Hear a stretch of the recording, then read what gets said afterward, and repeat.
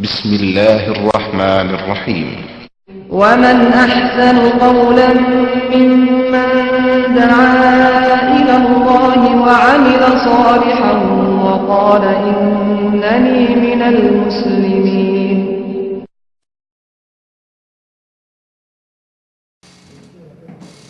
إن الحمد لله نحمده ونستعينه ونستغفره ونعوذ بالله من شرور أنفسنا ومن سيئات أعمالنا من يهده الله فلا مضل له ومن يضلل فلا هادي له وأشهد أن لا إله إلا الله وحده لا شريك له وأشهد أن محمدا عبده ورسوله.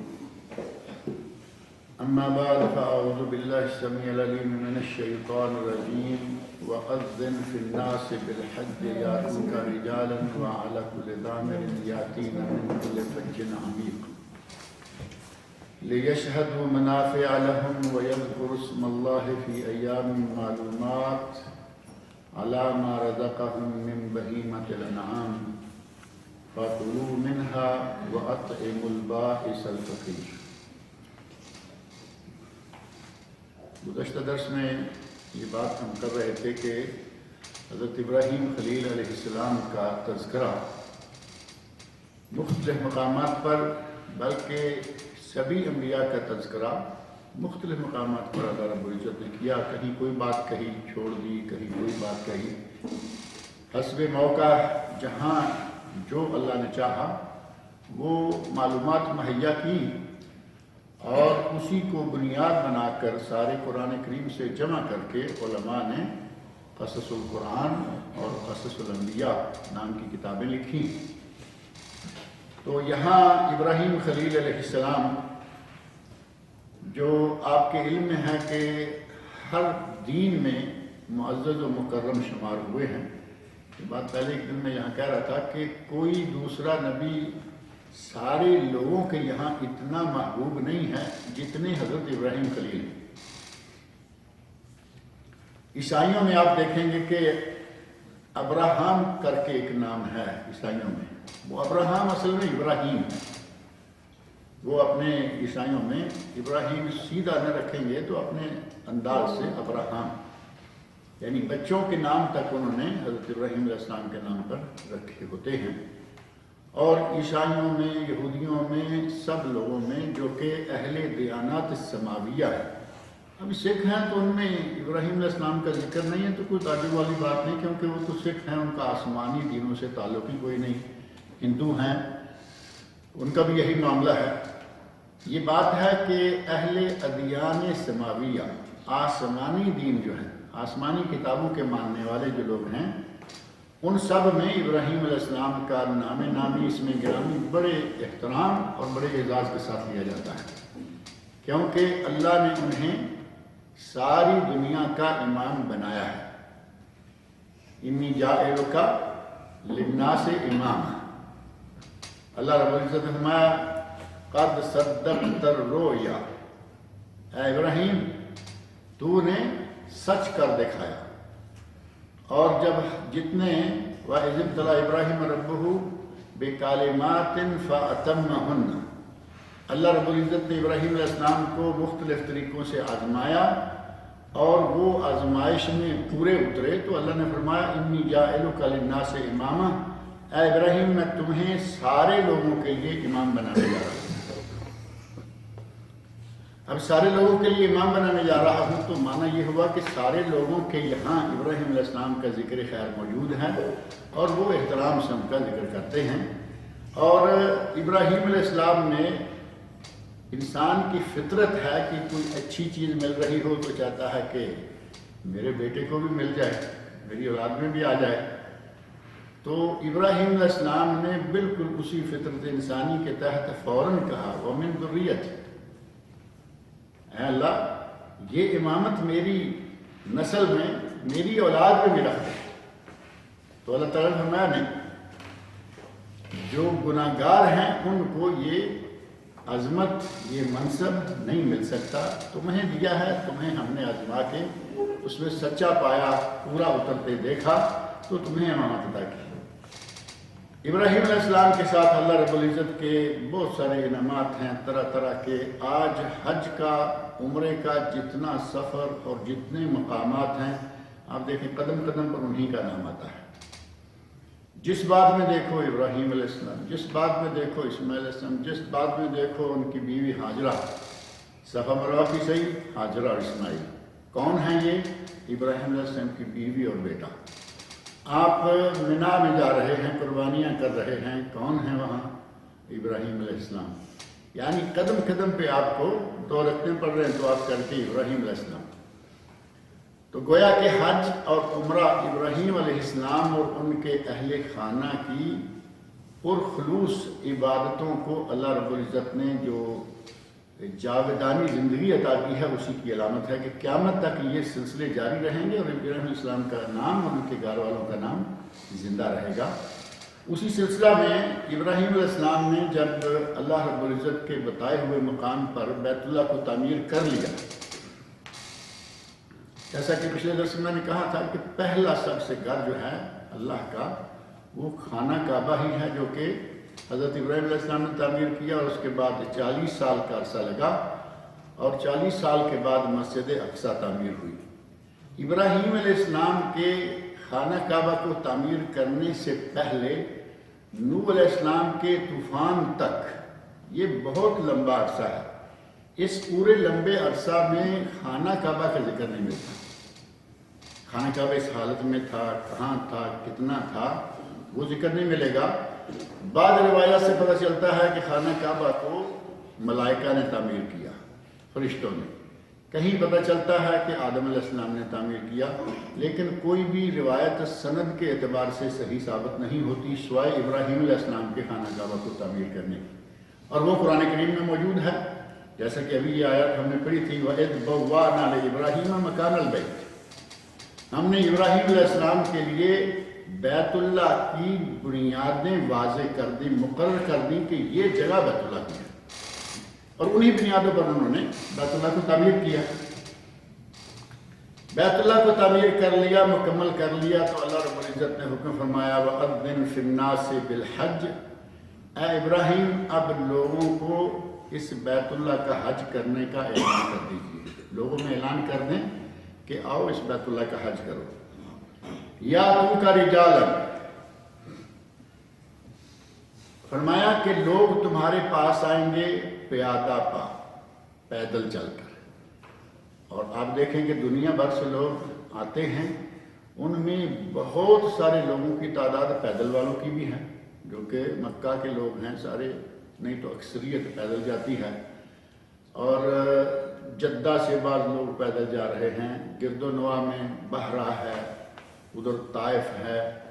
آج تو بہت عام ہو گئی سواری، لیکن اس کے باوجود آج بھی کبھی کبھی تو بڑی دور سے لوگ پیدل آ رہے تھے. چند سال پہلے، اور یہ چند سال جو ہے یہ کچھ حیدرآبادی مجھے لگتا ہے، جو پرسوں کے مان میں ہوتا ہے نا، کہ پرسوں کی بات ہے. میں ابھی دبئی میں تھا اس وقت، تو آج سے 23 سال پہلے میں 17 سال دبئی تھا. تو ان دنوں میں ایک صاحب دبئی سے روانہ ہوئے پیدل حج کرنے کے لیے، یعنی امارات سے، UAE سے، اور وہ مکہ تک آئے، حج کیا اور واپس گئے. آج بھی ایسے لوگ موجود ہیں کہ جو پیدل مکہ آ رہے ہیں، حج کر رہے ہیں. اگرچہ انہی دنوں بعد میں میرا ایک پروگرام وہاں سے الحمدللہ نشر ہوتا رہا ڈیلی ریڈیو ملک وین سے، اس میں، اور اپنی ایک کتاب ہے میری صوبہ حرم، اس میں تفصیل سے میں نے لکھا بھی کہ جب اللہ رب العزت کی نعمتیں موجود ہوں تو اس وقت پیدل چلنے کی نظر مان لینا جائز نہیں ہے. اور اس کا باقاعدہ حدیثوں میں ذکر موجود ہے. ایک بوڑھے نے اس طرح کی نظر مان لی تھی نبی صلی اللہ علیہ وسلم کے زمانے میں، تو آپ نے فرمایا ان اللہ لغنی من، اللہ اس سے غنی ہے کہ یہ شخص اپنے آپ کو تکلیف پہنچائے، اللہ اس سے غنی ہے. اس کو کہو کہ نظر کا کفارہ دے اور سوار ہو کے جائے. ایسے ہی کئی ایک نظریں نبی صلی اللہ علیہ وسلم نے تڑوائیں اور کہا کفارہ دو اور جو صحیح کام ہے کرو، اللہ کی نعمت موجود ہے. اب پیدل چلنا، اتنی دور جانا کوئی معنی نہیں رکھتا. یہ انہی دنوں میں جب کہ آج نہ صرف سواریاں، نہ صرف اونٹ عام ہیں، سواریاں عام ہیں، بلکہ آج کل تو الحمدللہ جہاز بھی عام ہے، لوگ ریاض جاتے ہیں جہاز سے. میرا خیال اگر کسی کے بس میں ہو تو وہ جبیل بھی ایئرپورٹ ہو تو وہاں بھی جہاز پہ ہی جائیں، اگرچہ بہت قریب ہے. کہ آج لوگوں کے پاس وقت کم ہے، پیسہ زیادہ ہے. پہلے پیسہ کم ہوتا تھا، وقت زیادہ ہوتا تھا. تو آج کے اتنے آسانی، اتنی سہولتیں، اتنی آسائشیں، اللہ کی اتنی نعمتیں موجود ہیں، پھر ایک آدمی نیت کر لیتا ہے کہ میں پیدل جاتا ہوں، اس کا یہ عمل صحیح شمار نہیں ہوگا.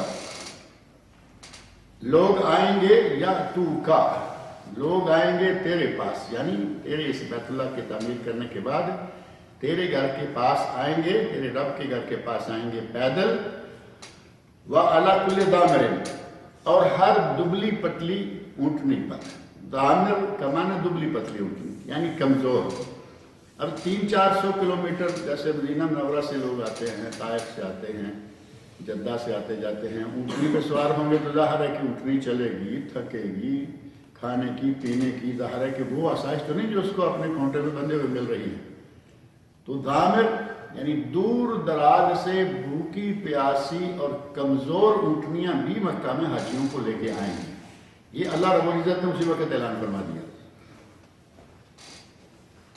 اور ساتھ ہی فرمایا یاتینا من کل فج عمیق، اور دنیا کے دور دراز کے ملکوں سے یہاں حاجی آئیں گے. اور آپ آج کل دیکھ رہے ہیں کہ ابراہیم خلیل علیہ السلام کی ندا دنیا کے کونے کونے میں اللہ نے پہنچائی، اور دنیا کے کونے کونے سے آج لوگ بیت اللہ میں آپ کو مکہ مکرمہ میں مل جاتے ہیں. مکہ میں مل گیا، کوئی مکہ میں نہیں ملا تو مدینہ میں مل گیا، کوئی حج کے بعد مل گیا، کوئی حج سے پہلے مل گیا، لیکن دنیا بھر سے لوگ آ رہے ہیں. یہ اللہ رب العزت کی طرف سے ابراہیم علیہ السلام کی اس نحیف سی آواز جو ایک پہاڑ پہ کھڑے ہو کے انہوں نے لگائی، وہ بعض روایات سے پتہ چلتا ہے کہ ابراہیم علیہ السلام نے کہا یا اللہ تو مجھے کہہ رہا ہے اذن فی الناس، کہ دنیا والوں میں اعلان کر دو، میں اس پہاڑی پہ کھڑے ہو کے اعلان کروں گا، میری آواز کہاں جائے گی؟ تو اللہ رب العزت نے ابراہیم علیہ السلام کے لیے کہا کہ آواز لگانا تمہارا کام ہے اور آواز کو پہنچانا ہمارا کام ہے. آگے پہنچائیں گے ہم، تم آواز لگاؤ. ابراہیم نے علیہ السلام نے آواز لگائی اور اللہ رب العزت نے ان کی آواز کونے کونے تک پہنچائی. آج افریقہ سے حاجی، امریکہ سے حاجی، کینیڈا سے حاجی، جاپان سے حاجی، چائنا سے حاجی، پاکستان، انڈیا سے حاجی، دنیا بھر کے کونے کونے سے حاجی اکٹھے ہو رہے ہیں. یہ اصلاً ابراہیم علیہ السلام کی اسی آواز کا اثر ہے جس کے بارے میں اللہ فرمایا کہ اذن فی الناس، لوگوں میں اعلان کر دیجیے. یا تو کا رجالن، پیدل آئیں گے، وعلی کل دامر، اور نحیف نزار کمزور پتلی دبلی اونٹنیوں پہ آئیں گے.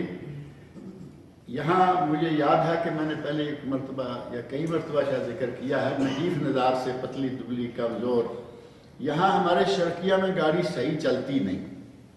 جبیل جانا ہو تو راستے میں کھڑی ہے، ورکشاپ میں دکھا رہے ہیں، پریشانی بنی ہوئی ہے. آپ نیت کر لیں کہ مجھے اس گاڑی پہ حج پہ جانا ہے، آپ کو انشاءاللہ وہ گاڑی مکہ لے جائے گی. جبیل نہیں لے کے جا رہی کیونکہ وہ آپ اپنا پرسنل کام ہے کوئی، لیکن وہی گاڑی آپ نیت کریں کہ میں مکہ جا رہا ہوں، وہ گاڑی سے سلامت آپ کو مکہ لے جائے گی. اور یقین جانیں کہ میں اس بات کا بالکل قریب سے گواہ ہوں. دبئی سے ہمارے عزیز و اقارب نے ایک گاڑی خریدی ایسے 4-5 ہزار درہم کی. ہم 4-5 ہزار درہم سستی سی گاڑی، وہ کمزور سی اونٹنی والی بات ہے بالکل.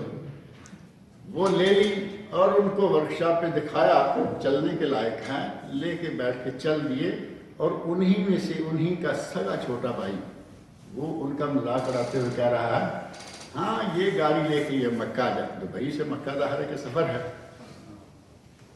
کہتا ہے ہاں یہ گاڑی لے کے مکہ جائیں گے، لوگ حج کر کے آ رہے ہوں گے اور یہ حج کرنے جا رہے ہیں. اس کا مطلب ہے کہ یہ گاڑی نہیں پہنچے گی یا دیر سے جائے گی تمہیں راستے میں. وہ اسی گاڑی پہ آئے، حج کیا، گئے، اور جا کے گاڑی پھر اتنے کی ہی بیچ بھی لی جتنے کی خریدی تھی. البتہ اس کی کمزوری کا یہ ہے کہ کمزور تو تھی، اس میں کوئی شک نہیں. کہتے ہیں کہ جب کبھی تھوڑی چڑھائی آ جاتی تو ہمیں اترنا پڑتا، ڈرائیور کو بٹھا دیتے اور ہم 1-2 آدمی اتر جاتے، وہ چڑھائی تک ہم ایسے اللہ رب العزت نے یہ بشارت دے رکھی ہے کہ کمزور سے کمزور اونٹنی بھی پہنچے گی اور کمزور سے کمزور گاڑی جو چلتی ہے وہ بھی پہنچے گی، اور وہ الحمدللہ پہنچ رہی ہے۔ حج کرنے کے لیے کیوں جائیں؟ لِيَشْهَدُوا مَنَافِعَ لَهُمْ، لوگ آئیں اور اپنے منافع کو دیکھیں۔ منافع کیا ہے؟ فائدہ اپنا۔ آئیں گے تو انہیں کوئی نہ کوئی نفع ملے گا، فائدہ ملے گا۔ حج کے لیے آئیں اور اپنے منافع دیکھیں، اور منافع دو طرح کے ہو سکتے ہیں، دنیاوی منافع بھی اور اخروی منافع بھی۔ گویا کہ وہاں جا کر دنیاوی منافع جو ہیں اس کے بارے میں تو ہمارے یہاں بڑا اختلاف ہے، اس کی بات بھی کر لیتے ہیں۔ اخروی منافع وہاں ہیں یا نہیں ہیں؟ آپ مسجد حرام میں چلے گئے مکہ میں، تو آپ کو وہاں جانے پر ایک نماز کا کتنا ثواب ملے گا؟ 1,00,000 نماز۔ اس سے بڑا منافع اور کو کیا ہو سکتا ہے؟ ہمیں 1,00,000 کو 360 پر تقسیم کریں، کتنے سال بنتے ہیں؟ لمبی چوڑی زندگی میں بلا ناغہ نماز پڑھیں، اور یہ کوئی کر لیں کیلکولیشن اچھا ہے، 1,00,000 کو 360 پر تقسیم کریں تاکہ سال نکل آئے کہ ایک نماز پڑھنے پر کتنے سالوں کی نماز کا ایک ہی دن میں ثواب ہو گیا۔ منافع آخرت کا منافع کتنا بڑا ہے؟ ایک نماز کا 1,00,000 نماز کے برابر ثواب ہے۔ 277۔ اب بتاؤ 277 سال آدمی فجر پڑھتا رہے اور وہاں جا کے ایک فجر پڑھ لے تو وہ برابر ہے۔ اب 277 کون ہے جو 277 کو 5 کریں گے؟ نہیں، ایک نماز کی بات میں فجر کی۔ اگر 5 کریں تو اب 5 کریں تو اب بتائیں، ہم پانچوں کو 277 کی 5 روزہ نماز جو ہے 5 وقتہ نماز 277 سال تک نماز پنجگانہ اپنے گھر میں ادا کرتا رہے، وہاں جا کے ایک دن نماز پڑھ کے آ جائے، معاملہ برابر۔ 277 سال پرانے زمانے کی باتیں ہوتی تو شاید کیلکولیشن کی ضرورت پڑتی، اب تو ہمیں پڑتی نہیں، کیونکہ ہم تو 60-70 اور یہ جا رہے ہیں وہ جا رہے ہیں۔ اللہ رب العزت کی طرف سے بہت بڑا انعام یہ ہے کہ آخرت سنور جاتی ہے۔ آخرت کا اتنا فائدہ، 277 سال کی نماز ایک نماز کے برابر، اور وہاں جانے کے بعد طواف کر رہے ہیں، ثواب ہی ثواب۔ 2 رکعتیں مقام ابراہیم کے سامنے پڑھتے ہیں، ثواب ہی ثواب۔ آپ صحیح کر رہے ہیں، ثواب ہی ثواب۔ یہاں آپ دعائیں تکلیف پہ مانگتے ہیں اور وہ دعائیں سنی نہیں جا رہی، تو آپ کے دوران جا کے دعائیں مانگیں، ملتزم پہ چمٹ کر دعائیں مانگیں۔ ملتزم کی جگہ تو معلوم ہے نا، باب کعبہ دروازہ اور حجر اسود ہے، اس کے درمیان جو ٹکڑا ہے اس کو ملتزم کہا جاتا ہے۔ اور ملتزم التزم یلتزم التزام، عربی میں التزام کا معنی ہوتا ہے چمٹنا۔ اور احادیث میں محدثین کرام کے اقوال میں آثار میں یہ ملتا ہے کہ اس جگہ آپ سر سے لے کے پاؤں تک اپنا جتنا جسم اس کو لگا سکتے ہیں لگا سکتے ہیں۔ یہ تو عموماً ہوتا ہے نا کہ بھائی دعا مانگو، وہاں چمٹ کر دعا، آپ سر لگائیں، سینہ لگائیں، پیٹ لگے ہی لگے، سر لگائیں سینہ لگائیں تو پیٹ لگے ہی لگے۔ اتنا پتلے پیٹ والے لوگ کم ہی نظر آتے ہیں۔ نیچے سے آپ گھٹنے بھی کوشش کر کے لگا لیں، پاؤں لگائیں، آپ کو پورے کا پورا جسم چمٹانے کی اجازت ہے۔ اسی کا نام ہے ملتزم، چمٹنے کی جگہ۔ یہاں مانگی ہوئی دعائیں اللہ قبول کرتا ہے۔ 2 رکعتیں پڑھنے کے بعد جو آپ دعا مانگتے ہیں وہ اللہ قبول کرتا ہے۔ صفا پہ چڑھ کے دعا مانگیں گے اللہ قبول کرتا ہے، مروہ پر چڑھ کے مانگیں گے اللہ قبول کرتا ہے، سعی کے دوران یعنی بہت بڑا فائدہ ہے کہ کوئی کبھی کسی کو مشکل پیش آ گئی، یہاں بیٹھے ہوئے اس نے دعائیں مانگی، ادھر ادھر سے دعائیں کروائیں بھی، کوئی حضرت دعا کرو، شیخ دعا کرو، بھائی دعا کرو، مولانا دعا کرو، ابا دعا کرو، 60 ریال 100 ریال 80 ریال کتنا لگتا ہے پڑے بات؟ 100 ریال خرچ لگ، خام خواہ کسی کی منتیں کرنے کی کیا ضرورت ہے؟ 100 ریال خرچ کر لیں، دنیا بھر کی نعمتیں۔ ایک تو آپ 2-3 دن وہاں رہیں گے، اور 2-3 دن کی نمازیں پڑھیں گے اور 277 کو لے کے جائیں، آگے 2-3-4 دن میں ضرور کریں، کتنا لمبا ہو جاتا ہے۔ حساب بے حساب اجر و ثواب ملنے والا ہے۔ آپ نیت کریں کہ میں عمرے کے لیے جا رہا ہوں اور میں جا کے اپنے رب سے وہاں دعائیں مانگوں گا، اور وہاں قدم قدم پر وہ مقامات آتے ہیں کہ آپ کی دعائیں اللہ سنتا ہے، قبول کرتا ہے، فائدے ہی فائدے۔ وہاں منافع لہم، آپ ان لوگوں کے منافع جا کے دیکھیں۔ اب نبی صلی اللہ علیہ وسلم نے ہمیں بتا دیا کہ 1 لاکھ کا ثواب ہوگا، اپنی آنکھوں سے دیکھنے سے بھی زیادہ ہمیں یقین ہے کہ یہ سچی بات ہے یا نہیں؟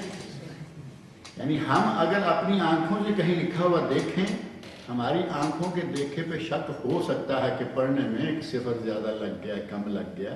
رسول اللہ صلی اللہ علیہ وسلم نے 100,000 کہا، ہمیں کوئی شک نہیں اس کہ واقعی 1 لاکھ نماز کا ثواب ملتا ہے۔ اور دنیاوی منافع ہیں، تجارت۔ آدمی مکہ جائے، حج کرنے کے لیے جائے اور وہ دنیاوی تجارت بھی کچھ کر لے، کوئی حرج نہیں ہے۔ ہمارے کتنے ایسے لوگ ہیں، وہ میں شروع میں اس لیے کہہ رہا تھا کہ اس میں کچھ لوگ ہمارے اختلاف کرتے ہیں۔ کچھ لوگ ہیں وہ کہتے ہیں ہاں یہ حج کرنے تھوڑا گیا تھا، یہ تو پیسے کمانے گیا تھا۔ اگر کوئی وہاں کام کر لیتا ہے اس کو بھی یہ تانا دیا جا رہا ہے۔ اگر کوئی جاتے ہوئے یا ملک سے آتے ہوئے، اب یہاں سے جاتے ہوئے کیا لے کے جائے گا مکہ میں؟ یہاں کی مکہ کی مارکیٹ بلکہ سستی ہے مکہ کی مارکیٹ۔ ہماری اس مارکیٹ میں خبر میں وہ کپڑا اتنا سستا نہیں ملے گا جتنا وہ مکہ میں مل جائے گا، کیونکہ ان کا ڈیلی اتنا بزنس ہے کہ وہ 4 آنے 6 آنے کماتے ہیں، پر یارڈ اور بقاعدہ کما لیتے ہیں۔ لیکن ایک آدمی پاکستان سے آ رہا ہے، انڈیا سے آ رہا ہے، آتے ہوئے وہاں سے وہ کوئی جو وہ سمجھے یا جو کسی کا اپنا کام ہے کچھ مٹیریل اٹھا کے لے آتا ہے، کوئی حرج نہیں۔ اس کو معلوم ہے کہ اگر میں بائی ایئر بھی لے کے جاتا ہوں کارگو میں تو اتنا لمبا نہیں ہوگا۔ ہمارے لوگ اس کو اتنا برا مناتے ہیں کہ لو جی یہ حج پہ جا رہا ہے، ادھر سے کارگو جا رہے ہیں، وہ اپنا پیسہ دے کے کرایہ دے کے لے کے آ رہا ہے، اور اللہ نے اجازت دی ہے۔ یہ آیت آپ کے سامنے ہے، آیت کا ٹکڑا ذہن میں رکھ لیں، لیشہدوا منافع لہم، تاکہ لوگ اپنا منافع دیکھ لیں۔ وہ منافع یہی ہوگا، اپنا مال لے آئے جو سستا ہے ہمارے ملک میں، یہاں مہنگا بیچیں گے، اور یہاں سے لے جائیں جو یہاں سستا ہے وہاں لے جا کے مہنگا بیچیں گے۔ اور تو اور آپ باقی چھوڑ دیں، یہاں سے زمزم تو فری مل جاتا ہے، بھر لیں کہیں سے تو فری مل سکتا ہے،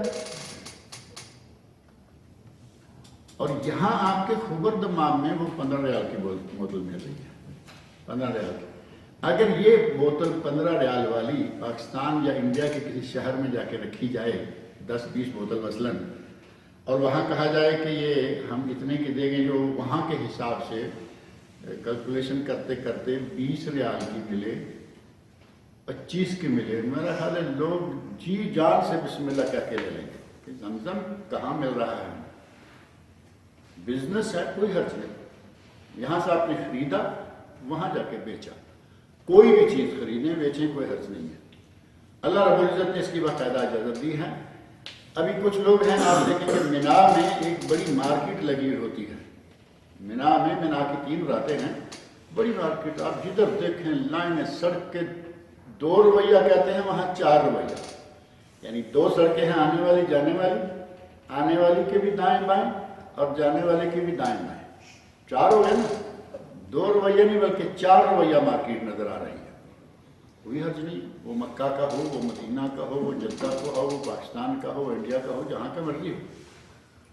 اللہ رب العزت نے اس کی شرعاً اجازت دی ہے کہ حج کے دوران خاص طور پر، عمرہ کا چونکہ وقت تھوڑا ہوتا ہے گئے آئے، لیکن عمرہ میں بھی جو دور سے آتے ہیں لوگ، 20-25 دن کا، مہینے کا وہ ویزا لے کے آتے ہیں، اگر کچھ لے کے آتے ہیں، لے کے جاتے ہیں، قطعاً کوئی حرج نہیں ہے، یہ جائز ہے، اور اس کا ثبوت قرآن کریم کے یہ الفاظ ہیں، نبی صلی اللہ علیہ وسلم کے بعد ارشادات سے پتہ چلتا ہے۔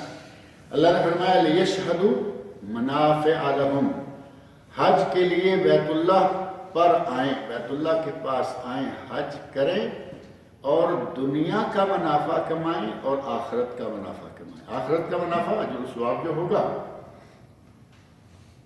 ایک حج کرنے سے ساری زندگی کے پچھلے گناہ معاف ہو جاتے ہیں، اس سے بڑا منافع اور کیا ہوگا؟ ہم گناہوں سے لدے پدے رہتے ہیں، ہر وقت قدم قدم پر گناہ۔ ایک حج کریں ایک نیتی سے، حاجی کہلوانے کے لیے نہ ہو۔ کچھ لوگ ہیں وہ صرف اپنے آپ کو حاجی شمار کروانے کے لیے حج کرتے ہیں کہ پیسہ تو بہت ہے، کام کی اور فرصت تو کوئی نہیں، لیکن اب لوگ حاجی نہیں کہہ رہے جب تک کہ حج نہ کر کے آئیں گے، تو سارے لوگ ان کو بھی حاجی کہہ رہے ہیں، ان کو بھی حاجی کہہ، مجھے کیوں نہ حاجی کہیں، چلیے ایک ٹور لگا کے آ جاتے ہیں۔ اب ٹور کے لیے سے آئیں گے تو ٹور کا فطور جو ہے وہ تو آپ سمجھتے ہیں، لیکن اگر اللہ کی رضا کے لیے آئیں گے تو پھر اس کا ثواب ہوگا، اور زندگی بھر کے پہلے سارے کے سارے گناہ جو ہیں وہ اللہ تعالیٰ معاف کر دے گا۔ اللہ کے نبی فرماتے ہیں من حج فلم یرفث ولم یفسق، جس نے حج کیا، حج کے دوران اس نے کوئی شہوانی حرکت، شہوانی فعل، شہوانی کلمہ زبان سے نہیں نکالا جس میں شہوت کا تعلق ہے، لم یرفث ولم یفسق، اور کوئی گناہ بھی نہیں کیا۔ حج کے دوران ہمارے لوگ تو شرک بدعت سے بھی باز نہیں آتے نا، کبھی کبھی میں ذکر کرتا رہتا ہوں، حج کے دوران بیت اللہ میں بھی شرک کرنے سے باز نہیں آئیں گے۔ شرک نہ کرے، کسی بدعت کا ارتکاب نہ کرے، کوئی گناہ، گالی گلوچ، ایک دوسرے کے ساتھ ہاتھا پائی اور یہ وہ، ہمارے جیسے کہ احرام باندھا ہوا ہے گالی کر رہے ہیں، احرام باندھا ہوا ہے لڑائی کر رہے ہیں، یہ سارے گناہ ہیں جو کہ آدمی کو حج کے ثواب میں بہت ڈاؤن لیول پر لے آتے ہیں۔ یہ نہ ہو، نہ گناہ اور نہ کوئی شہوانی حرکت، اور وہ ویسے ہی گناہ ہے۔ اگر اپنی بیوی کے ساتھ بھی کوئی ایسی بات کرے گا تب بھی وہ جائز نہیں، کیونکہ احرام کی حالت میں ہر طرح سے اس کو اپنے آپ کو پابندی میں رکھنا ہے۔ اگر اس طرح کا حج کر لے تو نبی صلی اللہ علیہ وسلم نے فرماتے ہیں رجع من ذنوبہ کیوم ولدتہ امہ، ایسا آدمی گناہ سے اس طرح پاک ہو کر آتا ہے جس طرح پہلے دن کا بچہ پاک ہو گیا تھا۔ پہلے دن کا بچہ جب پیدا ہوتا ہے اس پہ کوئی گناہ ہوتا ہے؟ اس پہ کوئی گناہ نہیں ہوتا، اس کی چادر بالکل سفید۔ اسی طرح اگر حاجی کہلوانے کی نیت سے نہیں، اللہ کی رضا کے لیے حج کر کے آئے تو اللہ تعالیٰ اس کو بھی بالکل تمام گناہوں سے پاک صاف کر دیتا ہے۔ لہذا حج کرنے کے منافع دنیاوی بھی ہیں اور حج کرانے کے منافع اخروی بھی ہیں، دونوں منافع ہی بہت بڑے بڑے ہیں۔ وَيَذْكُرُ اسْمَ اللَّهِ فِي أَيَّامٍ مَّعْلُومَاتٍ، اور حاجیوں کو چاہیے کہ وہ ایام معلومات میں اللہ کا ذکر کریں، عَلَىٰ مَا رَزَقَهُم مِّن بَهِيمَةِ الْأَنْعَامِ، ان جانوروں پر جو اللہ نے ان کو عطا کیے۔ اب یہ جانوروں پر اللہ کا رزق کرنے سے مراد کیا ہے؟ جانوروں کی قربانی کریں، حاجی جو ہیں خاص طور پر ان کے لیے جانوروں کی قربانی ہے، عمرے پر واجب نہیں، اگر کوئی جا کے مکہ میں قربانی کرتا ہے، گوشت تقسیم کرتا ہے، بڑا اجر و ثواب ہے، لیکن حاجی کے لیے قربانی واجب ہے، خصوصاً اگر وہ حج تمتع اور حج قران کر رہا ہے، اس کے لیے واجب ہے، اور حج افراد والے پر واجب نہیں، دے تو عمرے والے کی طرح وہ بھی جائز ہیں۔ اللہ فرما رہے ہیں وَيَذْكُرُ اسْمَ اللَّهِ فِي أَيَّامٍ مَّعْلُومَاتٍ عَلَىٰ مَا رَزَقَهُم مِّن بَهِيمَةِ الْأَنْعَامِ، اللہ کا نام لیں، اللہ کا ذکر کریں ان جانوروں پر جو کہ اللہ نے انہیں عطا کیے ہیں۔ رزقہم کا معنی ہوتا ہے عطا کرنا، رزق اللہ کی عطا ہے یا نہیں؟ رزق کو رزق اسی لیے کہا جاتا ہے کہ یہ اللہ تعالیٰ دیتا ہے، اللہ نہ دے، بارش نہ ہو، رزق پیدا ہی نہیں ہو سکتا۔ یہ اللہ بارش برساتا ہے، رزق آتا ہے، آدمی کھیتی باڑی کرتا ہے، گھر میں دانے آ گئے، دوسرے نے مزدوری کی، دانے کچھ اس کے گھر میں چلے گئے، یہ اللہ رب العزت کی تقسیم ہے۔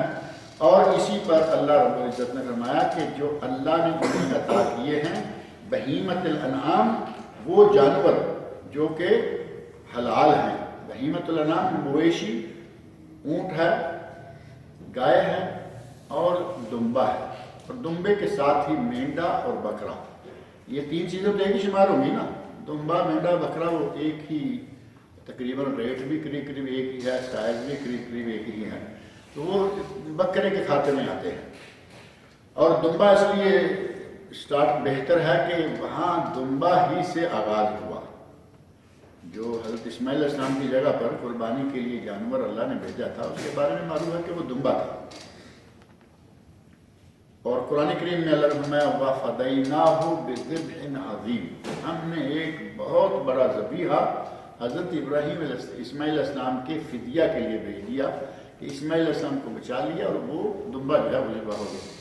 تو یہ ہے بہیمۃ الانعام، اونٹ سب سے پہلے، اس میں 10 لوگ شریک ہو سکتے ہیں گھروں میں، لیکن مکہ میں ہوں تو 7 لوگ، گائے 7 لوگ گھر میں بھی اور مکہ میں بھی، اور بکرا، مینڈا اور دمبا، ان تینوں میں صرف ایک آدمی شریک ہو سکتا ہے، اس میں زیادہ شریک نہیں ہو سکتا۔ آگے فرمایا فَكُلُوا مِنْهَا، اس میں سے کھاؤ، یعنی قربانی کا گوشت خود کھاؤ، وَأَطْعِمُوا الْبَائِسَ الْفَقِيرَ، اور اسی میں سے فقیروں کو بھی کھلاؤ۔ باعث کا معنی ہوتا ہے وہ بیچارے مایوس قسم کے لوگ جن کو کھانا نہیں مل رہا، اچھا کپڑا نہیں مل رہا، باعث اور ساتھ فقیر بھی کہہ دیا کہ فقیر، مسکین اور محتاج قسم کے لوگ جو ہیں ان کو بھی وہ گوشت تقسیم کرو، اور یہ نہیں کہ اس کو آپ کھا نہیں سکتے، ایک صدقہ ہے جو آپ خود نہیں کھا سکتے، صدقہ تو معروف ہے نا، ہم کوئی نیت کرتے ہیں کہ یا اللہ اگر یہ ہوا تو ہم صدقہ دیں گے ایک جانور ہو کر اس میں سے آدھا خود کھا جاتے ہیں، وہ صحیح نہیں ہے۔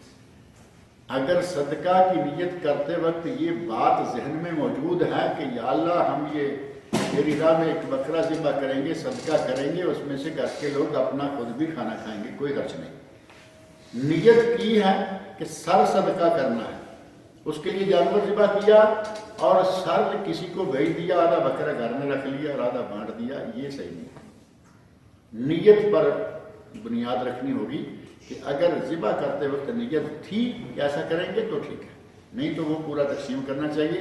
لیکن قربانی کے گوشت کے بارے میں اللہ نے فرمایا خود کھاؤ، بلکہ سنت یہ ہے کہ قربانی کا گوشت خود کھایا جائے۔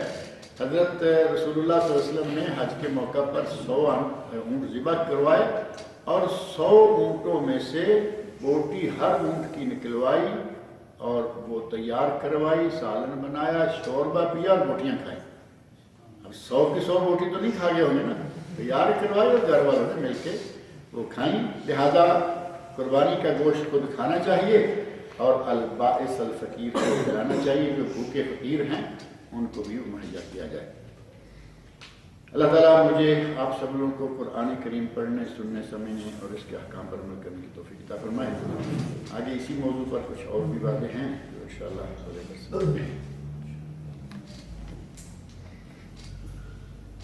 قربانی کا گوشت جو فقیر بولے آپ نے، پھر وہ ہندو یا کوئی بھی رہا تو چلے گا، یا تو مسلم ہی ہوگا؟ قربانی کے گوشت کو آپ کسی کو بھی دے سکتے ہیں، لیکن اگر مسلمان بھوکا ہے اس کو چھوڑ کر آپ یہ چاہ رہے ہیں کہ اس کے ساتھ میرا ذرا تھوڑا دوستانہ ہے، ہندو کے ساتھ میں اس کو دیتا ہوں، تو یہ نہ جائز۔ مسلمان بھوکا ہے، سب سے پہلے نمبر پر مسلمان کو دیں جو بھوکا ہے، اور ہندو دوسرا جو بھی ہے اس کی باری آئے گی بعد میں۔ جائز یہ ہے کہ آپ غیر مسلم کو قربانی کا گوشت کھلا سکتے ہیں، جائز، لیکن یہ کہ آپ جگہ ٹھکانا دیکھیں۔ ہمارے یہاں عموماً لوگ کہتے ہیں جی کچھ میرے پاس زیادہ پیسہ ہے، صدقہ ہے، زکوٰۃ نہیں ہے، خیرات کے کھاتے میں ہے، تو کیا میں کسی غیر مسلم کو دے سکتے ہیں؟ لیکن اگر مسلمان بھوکا مر رہا ہے اور آپ جا کے کافروں میں بانٹ رہے ہیں تو یہ شکل جائز نہیں ہوتی۔ پہلے مسلمان اور اس کے بعد دوسری کوئی بھی قوم دے۔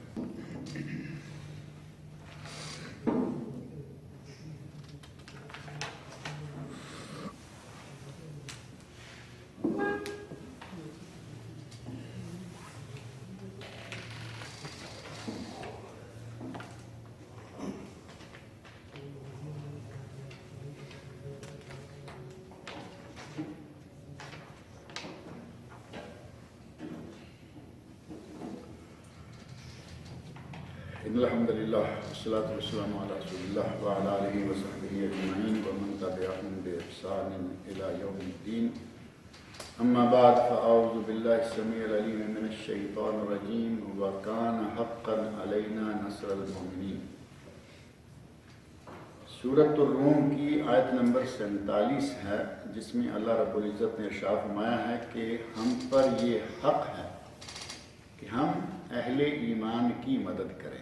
اہل ایمان کی مدد کرنا اللہ نے اپنے اوپر لازم کر رکھا ہے، کوئی اس پہ لازم کرنے کی طاقت نہیں رکھتا، کیونکہ وہ پوری کائنات کا خالق و مالک، سب سے اعلیٰ اولا برتر بزرگ، لیکن اس نے اپنے آپ پر، جیسا کہ اللہ رب العزت کا ارشاد ایک حدیث قدسی میں ہے کہ میں نے اپنے اوپر ظلم کو حرام کر رکھا ہے، یعنی میں کسی پر ظلم نہیں کرتا، میں نے اپنے آپ پر ظلم کو حرام کر رکھا ہے۔ یہ اللہ رب العزت نے اپنی مرضی سے کیا ہے، کسی کی طرف سے اس پہ لازم نہیں۔ اسی طرح اللہ رب العزت کا یہ نظام ہے کہ اس نے مومنوں کی مدد اپنے ذمے لے رکھی ہے، اور وہ خود اس نے اپنی مرضی سے اپنے ذمے لی ہے۔ گزشتہ درس میں جو بات ہم کر رہے تھے کہ اگر ہمیں اپنے ملکوں کی اصلاح چاہیے، اپنے عوام کی اصلاح چاہیے، اپنی اصلاح چاہیے، اور ہمیں یہ چاہیے کہ مسلمانوں کی عظمت رفتہ پلٹ کر واپس آ جائے، تو اس کے لیے یہ ضروری ہے کہ ہم امر بالمعروف نہی عن المنکر یہ فرائض ادا کریں، اور اسی طرح اس کے لیے یہ بھی ضروری ہے کہ حق کی تلقین اور دعوت و ارشاد امر بالمعروف نہی عن المنکر کو ادا کرنے کے بعد یا اس کے دوران جو اذیتیں، لوگوں کی طرف سے تکلیفیں، گالی گلوچ، طعنہ تشنیع، الزام تراشیاں آئیں تو ان پر صبر کریں اور اپنے ساتھیوں کو صبر کرنے کی تلقین کریں۔ وَتَوَاصَوْا بِالْحَقِّ وَتَوَاصَوْا بِالصَّبْرِ، یہ تو اللہ رب العزت نے ہمارے لیے ایک قاعدہ بنا رکھا ہے کہ آپس میں حق بات کرنے اور کہنے کی تلقین کرتے رہیں اور ایک دوسرے کو صبر کی تلقین بھی کرتے رہیں۔ آپ جب یہ کام کریں گے، لوگوں کو صحیح دین کی تعلیمات سے آشنائی مہیا کریں گے، پہچان کروائیں گے، اور جسے پتہ ہے کہ ہمارا بزرگ بھی ہماری مدد کرتا ہے، وہ چاہے مر چکا ہے قبر سے بھی ہمیں وہ پہنچتا ہے۔ بلکہ کئی لوگ تو ایسے ہیں نا جو کہتے ہیں کہ ہمارے بزرگ کو ہمارے کہنے کی بھی ضرورت نہیں پڑتی، اسے پتہ ہوتا ہے، ہم دنیا میں کہیں بھی رہیں ہمارے بزرگ کو پتہ ہوتا ہے کہ ہمیں کیا چاہیے۔ اب یہ اس آدمی کو جب آپ کہیں گے کہ تمہارا بزرگ مر گیا، مٹی میں ڈھیر نیچے دب گیا، اگر وہ سلامت بھی ہے، لاش اگرچہ اس کی سلامت بھی ہے لیکن اب وہ بے بس ہے، تو گلے پڑے گا نہیں؟ سیدھی بات ہے کہ پہلے تو گرم ہو جائے گا، گلے پڑے گا۔ اللہ تعالیٰ جب اس کو ہدایت دے گا اس کو سمجھ آ جائے گی، لیکن اگر سمجھ ان لوگوں میں ہے جن کو سمجھ اللہ کی طرف سے ابھی توفیق نہیں ہے، گلے پڑے گا، ہو سکتا ہے طاقتور ہے، آپ کو نقصان بھی پہنچائے گا، اذیت پہنچائے گا، کوئی کسی کو کسی طرح کے چکر میں پھنسا دیتا ہے، کوئی کسی طرح کے، اگر ایسی صورتحال آئے تو اللہ نے فرمایا پھر صبر کرو، پھر صبر کرو، اور یہ نہیں کہ تمہیں اسی مصیبت میں مبتلا رکھا جائے گا، بلکہ اس کا قانون ہے کہ وہ تمہاری مدد کرے گا، آج نہیں تو کل بالآخر حق غالب آئے گا۔ تو یہ ضروری ہے کہ حق کے غالب لانے کے لیے خود مسلمان بھی تو کچھ کریں، جیسا کہ پچھلے درس میں یہ بات آئی تھی، ان اللہ لا یغیر ما بقوم حتی یغیروا ما بانفسہم، اللہ نے آج تک اس قوم کی حالت نہیں بدلی جسے اپنی حالت کے بدلنے کا خود خیال نہ ہو، جیسا کہ مولانا علی کا شعر تھا۔ تو اللہ رب العزت نے ہمیں یہ حکم دیا ہے، ہمیں یہ اطلاع دی ہے، بشارت دی ہے کہ ہمارے اوپر حق ہے کہ ہم مومنوں کی مدد کریں، اور اللہ کی مدد حاصل کرنے کے لیے جو مختلف کام کرنے ہمارے لیے ضروری ہیں، ان میں سے جو باتیں ذکر کی گئی ہیں ان کے علاوہ ایک چیز یہ بھی ہے کہ بعض نظریات جو باطل قسم کے پھیلتے جا رہے ہیں، پھیلے ہوئے ہیں، سوشلزم، کمیونزم، کیپٹلزم، یہ ازم اور وہ ازم، ان ازموں کا صحیح پوسٹ مارٹم کر کے اپنے مسلمانوں کو بتایا جائے کہ یہ ہیں کیا، ان کی اصلیت کیا ہے، اور یہ ہمیں اسلام سے کس طرح دور لے جاتے ہیں۔ جیسے جیسے عوام اس بات کو سمجھیں گے کہ یہ تو ہمارے اسلام سے ٹکرانے والے سارے نظام ہیں، تو وہ ان سے بیزار ہوتے جائیں گے، وہ ہمارے ملکوں سے بھی نکلتے جائیں گے۔ نیشنلزم انہی کے کھاتے میں آتا ہے۔ اسی طرح شریعت کے خلاف جتنے بھی ایسے راستے ہیں ان سب راستوں کے بارے میں لوگوں کو بتایا جائے۔ آج یہاں ہم بات کر رہے ہیں، کل یہاں سے ہم سب باہر نکلیں، جہاں جہاں ہمارا دائرہ کار ہے، جہاں جہاں ہمارا حلقہ اثر ہے، جہاں جہاں ہمارے اپنے پورے سرکل کے لوگ ہیں، ان میں یہ بات ہم آگے پہنچائیں کہ بھائی یہ نظام یہ نظام یہ نظام یہ نظام اسلام کے خلاف ہیں، اسلامی دین کی جو تعلیمات لایا خیر و برکت ان میں ہے، اور جو اسلامی تعلیمات نہیں ہیں وہ چاہے بظاہر کتنی اچھی نہ لگ رہی. سوشلزم کے بارے میں بڑا مشہور ہوا، بڑا لوگوں کے اندر اس کو سبز باغ دکھائے گئے. اب علماء کرام نے محنتیں کی اور لوگوں کو بتایا کہ یہ ایسے نہیں جیسے یہ لوگ بتا رہے ہیں. لوگ اس کے خلاف ہونا شروع ہو گئے اور پھر کہا کہ نہیں، ہم یہاں سوشلزم نہیں لائیں گے، ہم یہاں اسلامی سوشلزم لائیں گے. یہ آپ نے سنا ہوگا نا، یہ اسٹیپ بائی اسٹیپ. لیکن الحمدللہ نہ سوشلزم آیا نہ اسلامی سوشلزم آیا، وہ کچھ بھی نہیں آیا. لیکن بے حیائی، بے پردگی، آوارگی، بے دینی وہ ہر صورت پھیلتی جا رہی ہے. ان چیزوں کے بارے میں بھی لوگوں کو آگاہ کرنا چاہیے، اور یہی وہ طریقہ ہے جس کو اختیار کرنے سے اللہ تعالیٰ مسلمانوں کی حالت کو بہتر بنائے گا کہ صحیح اسلامی تعلیمات کو دنیا میں پھیلائیں.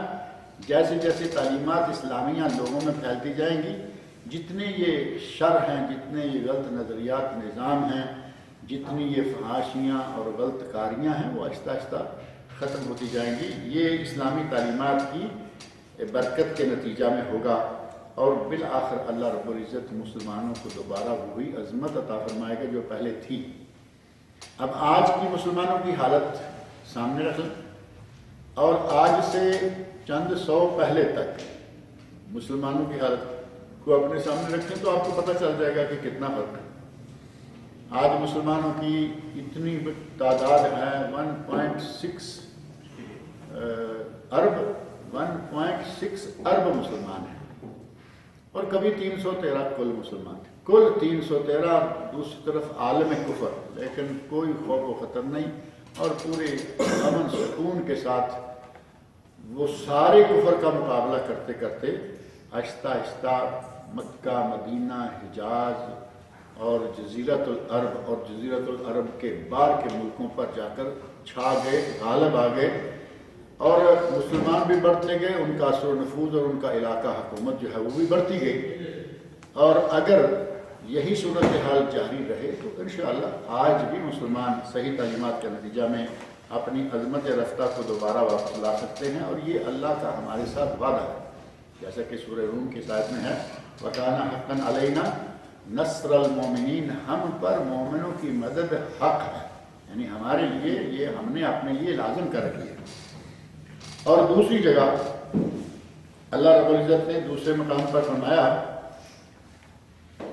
وَعَدَ اللَّهُ الَّذِينَ آمَنُوا مِنْكُمْ، تم میں سے جو لوگ ایمان لائے ان کے ساتھ اللہ نے وعدہ کر رکھا ہے. یعنی اہل ایمان کے ساتھ، مسلمانوں کے ساتھ اللہ کا وعدہ ہے جو ایمان لائے وَعَامِلُوا الصَّالِحَاتِ، اور انہوں نے نیک عمل کیے. عمل صالح جس کا تعارف میں موقع پر موقع کراتا رہتا ہوں کہ وہ سنت کے مطابق ہو، صرف لوجہ اللہ ہو، اور صاحب عقیدہ صحیح آدمی وہ عمل سر انجام دے. یہ ہے عمل صالح. اگر عمل صالح اور ایمان ہے، ایسے ایمان والوں اور عمل صالح والوں لوگوں کے ساتھ اللہ کا وعدہ ہے. وعد اللہ، اللہ نے وعدہ کر رکھا ہے. کس چیز کا؟ لَيَسْتَخْلِفَنَّهُمْ فِي الْأَرْضِ، ہم انہیں زمین میں خلافت دیں گے.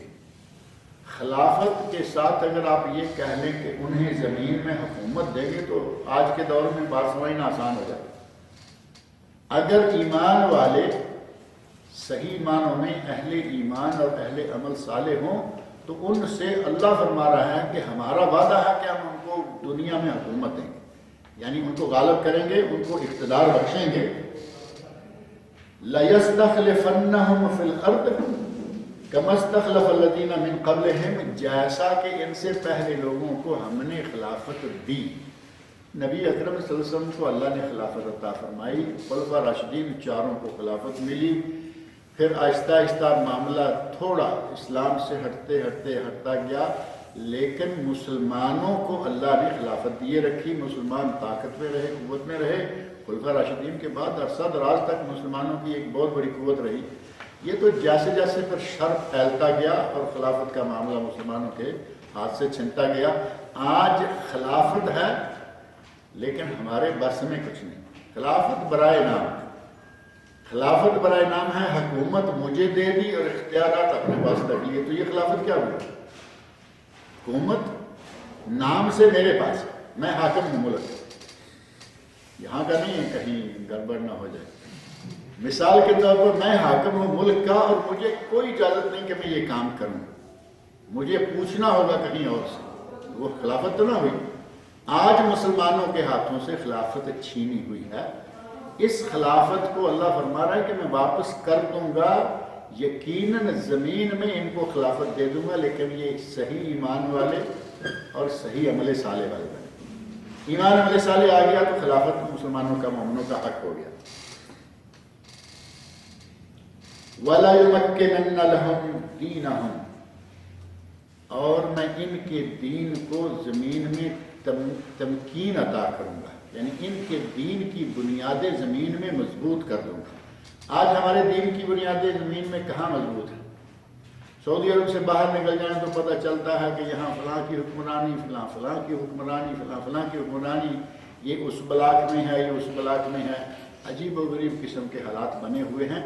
ज़मीन में मुसलमानों के इक़्तिदार के पाँव नहीं जम रहे। मुल्क इस्लामी है, हुकूमत गैर इस्लामी, अजीब बात है। और बहुत दूर ना जाए तो सीधा सीधा देखिए, इस्लामी मुल्कों की जब गिनती करेंगे तो ईरान उसमें आता है या नहीं? पूरे ईरान में किसी सुन्नी को मस्जिद बनाने की इजाज़त नहीं। कैसा इस्लाम वहाँ बैठा हुआ? ये लुबनान है, अगर वज़ीर आज़म मुसलमान है तो सदर ईसाई रखना पड़ेगा, सदर मुसलमान है तो वज़ीर आज़म ईसाई रखना पड़ेगा। कैसी इस्लाम की हुकूमत है वहाँ? ये शाम हमारे सामने शाम है, हलब में और दूसरे शहरों में मुसलमान को जिस जुल्म की चक्की में पीसा जा रहा है, अल्लाह रब्बुल इज़्ज़त उनकी मदद करे। इंतहाई बेयारो मददगार हो गए। अगर इस्लाम को कहीं पाँव जमाने का मौका मिला होता तो आज ये जुल्म उन पर ना हो रहा, कोई उनको पहुँचता। लेकिन हालत क्या है, वो बेचारे बर्दाश्त कर रहे हैं जैसा भी हो रहा है। वला युमक्किनन्ना लहुम दीनहुम, हम उनके दीन को मजबूत बुनियादों पे कायम कर देंगे। अल्लज़ी इर्तज़ा लहुम, उस दीन को जो अल्लाह ने उनके लिए पसंद किया है। इर्तज़ा में राज़ी का लफ्ज़ है ना, इर्तज़ा के अंदर रे ज़वाद, इर्तज़ा लहुम, जो अल्लाह उनके लिए, जिस दीन के उनके लिए होने पर अल्लाह राज़ी, यानी जो अल्लाह ने दीन इनके लिए पसंद किया है। जैसा कि अल-यौमा अकमलतु लकुम दीनकुम व अतममतु अलैकुम निअमती व रज़ीतु लकुम इस्लाम दीना। वहाँ अल्लाह फरमाना है कि मैंने तुम्हारे लिए दीन इस्लाम को पसंद कर लिया, और यहाँ फरमाया कि इनके दीन को ज़मीन में तमकनत, इनके दीन को ज़मीन में इक़्तिदार, और इनके दीन के ज़मीन पे पाँव लगा दूंगा, मजबूत बुनियादों पे कायम कर दूंगा वो दीन जो इनके लिए अल्लाह ने पसंद किया है, और वो दीन इस्लाम। वला युबद्दिलन्नहुम मिन बादि खौफिहिम अमना, और इनके खौफ ज़दा होने के, खौफ में रहने के बाद इनको अमन अता कर दूँ। ईमान वालों के साथ अल्लाह के ये वादे हैं, लेकिन ईमान के साथ अमल साले वाले। अब सिर्फ ला इलाहा इल्लल्लाह पढ़ के कहेंगे हमें ये सारे वादे मिलेंगे, अल्लाह ने वादा करते वक्त दोनों लफ्ज़ इस्तेमाल होना। अल्लज़ीना आमनू व आमिलुस सालिहात, जो ईमान, अल्लाह वादल्लाहुल्लज़ीना आमनू मिनकुम व आमिलुस सालिहात, तुम में से जो ईमान लाए और उन्होंने नेक अमल किए। अगर ये दो चीज़ें मौजूद हैं तो अल्लाह का वादा है कि वो तुम्हें दुनिया में हुकूमत देगा, तुम्हारे दीन को मजबूत बुनियादों पर दुनिया में कायम कर देगा। और वला युबद्दिलन्नहुम मिन बादि खौफिहिम अमना, और खौफनाक हालात के बाद अल्लाह उन्हें अमन व अमान की ज़िंदगी जीने का मौका देगा। यानी खौफनाक हालात हैं। आज देखें आप मुख्तलिफ ममालिक में मुसलमान कितने खौफनाक हालात में मुब्तला हैं। अल्लाह फरमा रहे हैं कि अगर ईमान अमल साले होगा तो मैं इन खौफनाक हालात को बदल कर इनको पुरअमन हालात में आसाइशों के साथ ज़िंदगी गुजारने का मौका दूंगा। याबुदूननी ला युशरिकून बी शैआ, ये क्या करें? दो काम कर ले कि सिर्फ मेरी इबादत करें और मेरे साथ किसी दूसरे को शरीक न करें। अब ये कोई बड़े काम हैं।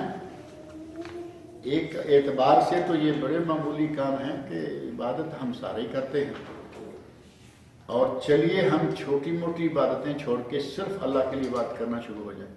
तो छोटी मोटी बातें हम गैरुल्लाह को कौन सी करते हैं? اللہ کے نبی نے فرمایا من اراد ان یحلف فلیحلف باللہ او لیصمت، جو قسم اٹھانا چاہے اسے چاہیے کہ وہ اللہ کی قسم اٹھائے، او لیصمت، یا پھر وہ خاموش رہے، قسم نہ اٹھائے۔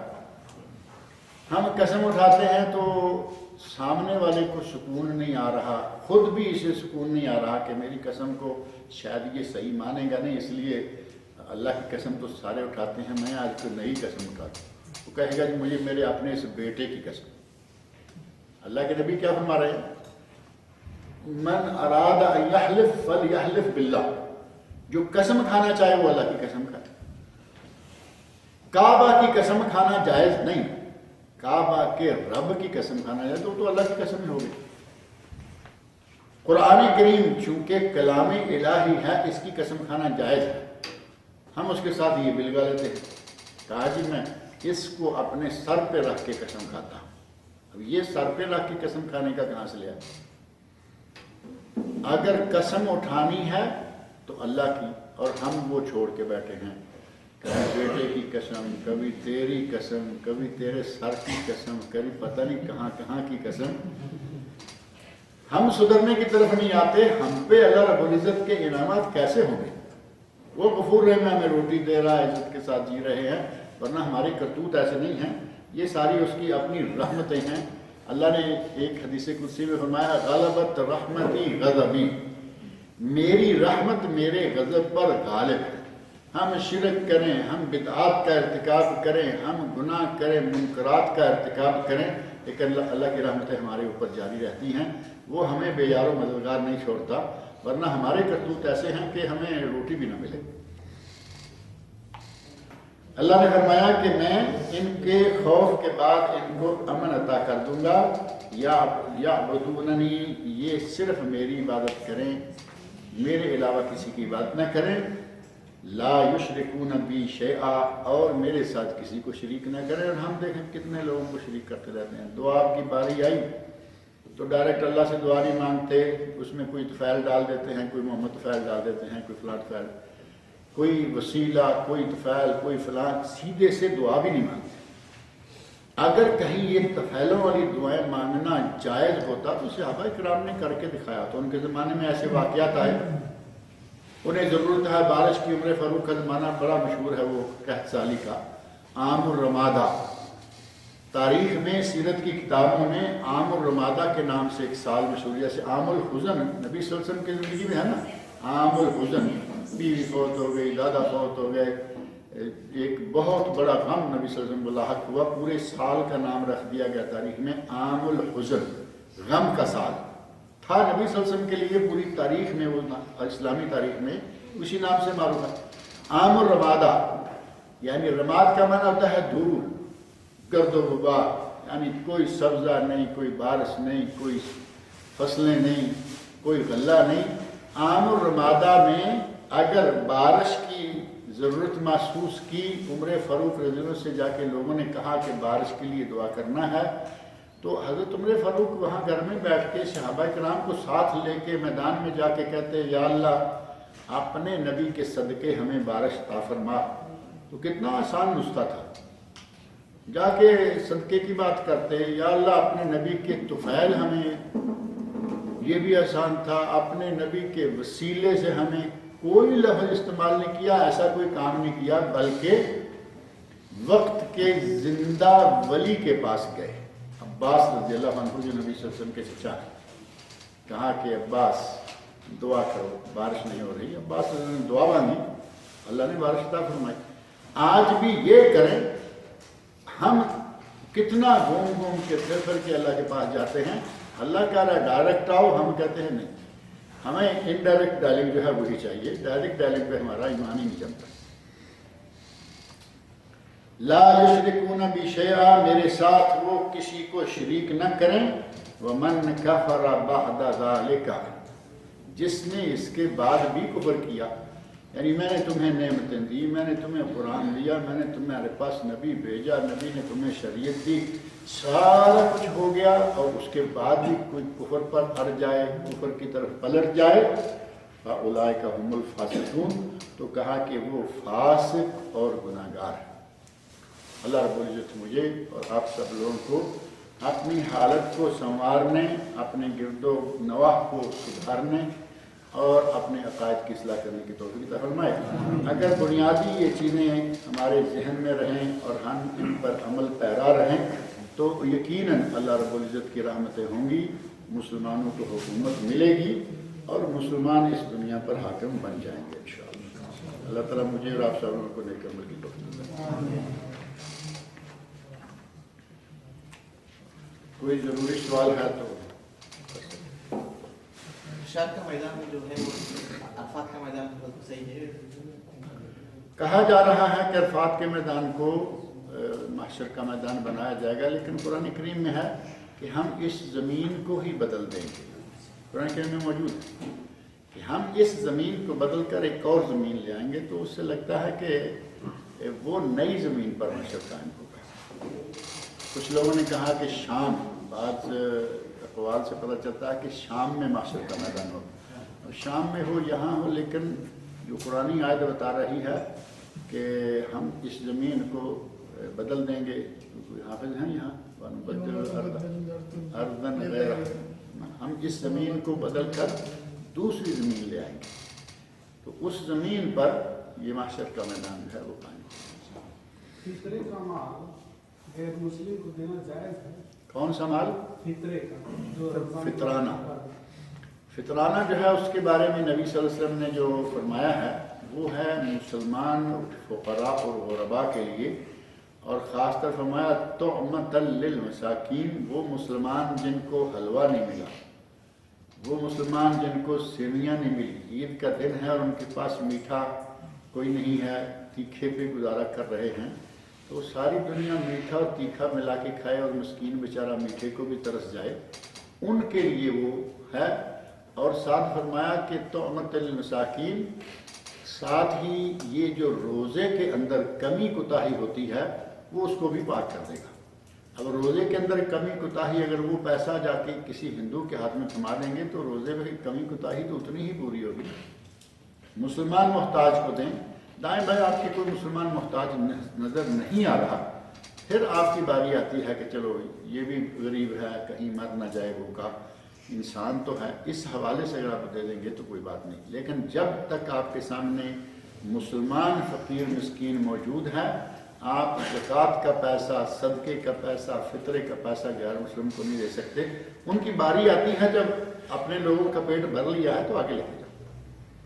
سٹارٹ ہی صرف محض دوستی یا تعلق کے حوالے سے کہیں، پڑوسی ہے، کمپنی میں ساتھ ہیں، یا اپنے علاقے کا ہے، یا کوئی اور تعلقات ہیں، ایسے میں صرف یہ جائز نہیں ہو جاتا کہ آپ کسی بھی کافر کو صدقے کے پیسے دے دیں۔